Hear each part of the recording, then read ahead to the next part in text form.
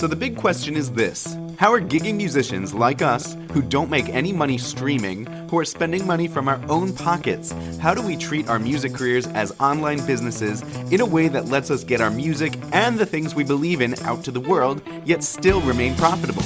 That is the question, and this podcast will give you the answer. My name is Jared Judge, and welcome to the Gigging Musician Podcast.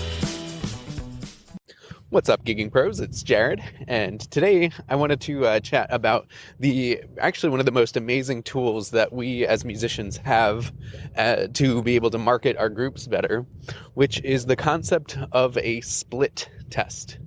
Before I dive in, I kind of want to share with you, the strategy of that and how I learned that, and just so you could see how you could possibly apply this to you. So the concept of a split test, when you're doing your music marketing thing, you're putting something out there in the world. And in the Gigging Musician podcast world and Full-Time Music Academy, what we do is we're trying to book high-paying gigs, mainly private event gigs.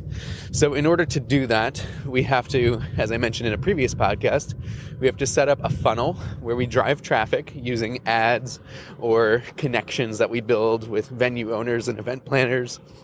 And then we send the people who can book us to our funnel, which typically is via our website, but we do our websites a little bit differently than others. And then if people like what they see and hear, then they'll give us their contact information, enabling us to sell to them via a presentation. And then if they like what they see in the presentation, then they give us their credit card and then they book.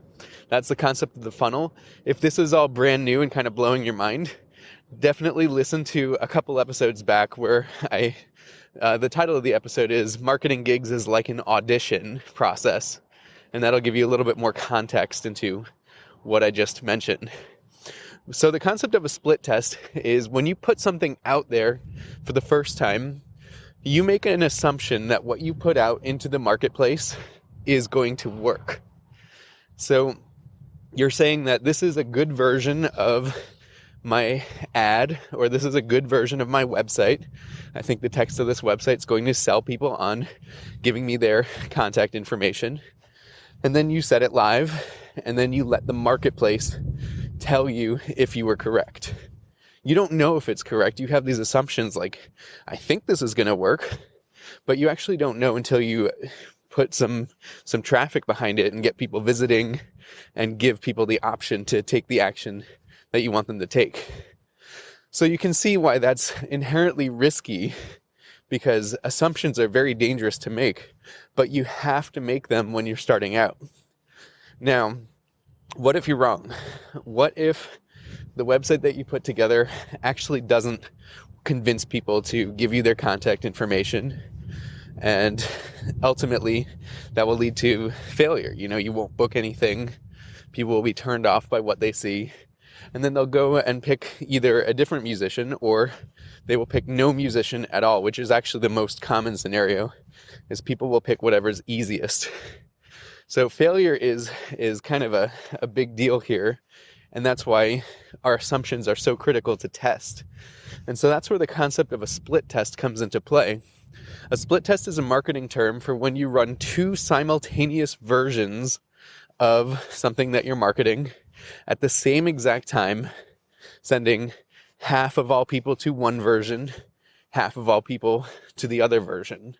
So this can be done with every single step of the funnel, but let's use the website example. So say I send half of all of my visitors to version A, which on version A, that's my original assumption. I think that this page is going to work. And then I send half of them to version B, where I've changed something.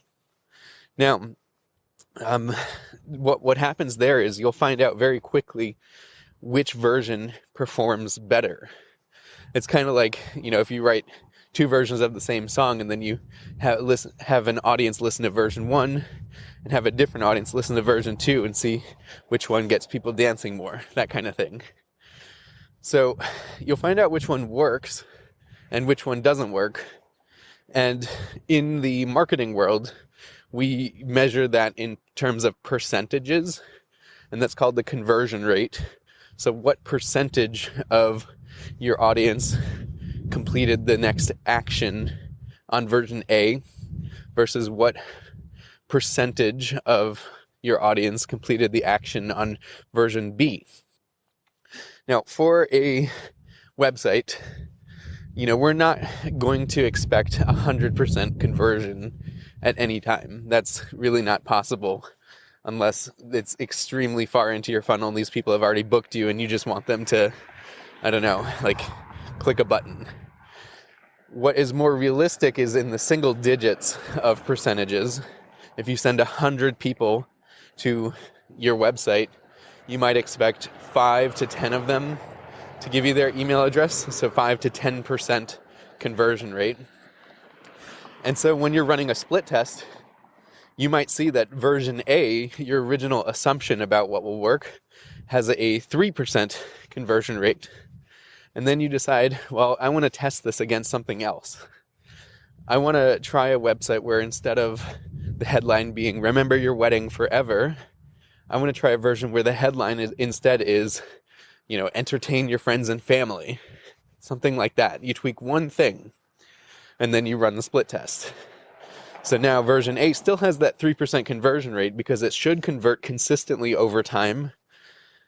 And then version B, you'll start to get the data in. And all of a sudden, what happens if version B with the different headline converts at 5%? Which, a 2% increase in conversions might not sound like a big deal, but it's a huge deal. You've almost doubled the number of email addresses that you've gotten.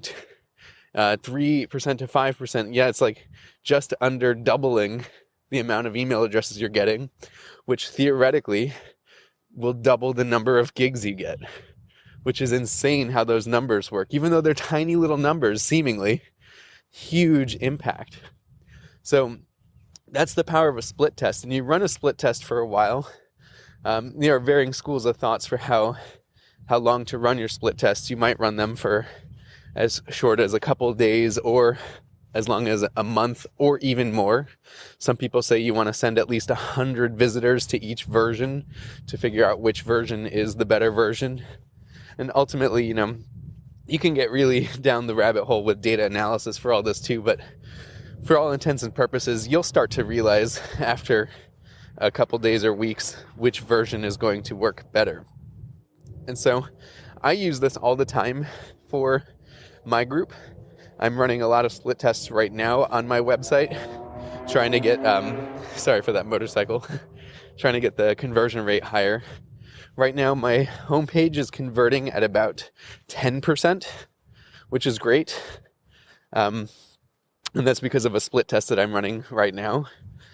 But I also test this with the ads that I run. I run different versions of ads and see which ones get higher click-through rates.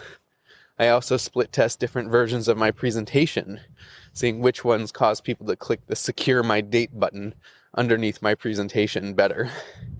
And so I hope this inspires you. There are a lot of different tools to do this. I know that as a basic WordPress website, this isn't the easiest thing to do. Whereas a tool like ClickFunnels, which is what I'm currently running all my split tests on, does make this a lot easier, but there is a higher cost for a tool like ClickFunnels. But, it's a powerful tool. Doubling my number of bookings will double my income effectively. So that's why sometimes it's worth paying more for these tools, because they can save you the time and the energy and the money to implement some of these things the manual way. So I hope this kind of opened your eyes as to how the music marketing game could be played at an extremely high level, and gave you insight into some of the tests that I'm running right now in my music business, and start to think about what tests do you want to run in your music business too. So thanks again for listening to another episode of the Gigging Musician Podcast. Remember, you are just one gig away. Thank you for listening to the Gigging Musician Podcast. If you've loved this episode, then please take a screenshot on your phone and post it to Facebook, Instagram, or wherever you post stuff. And be sure to tag me and let me know what you liked about this episode and what you'd like to hear in the future. That'll help me know what to create for you. Also, I would love to give you the most incredible free gift ever, designed to help you book gigs and make a living doing what you love. You can get a copy of my Gigging Secrets book. Just go to giggingsecrets.com right now.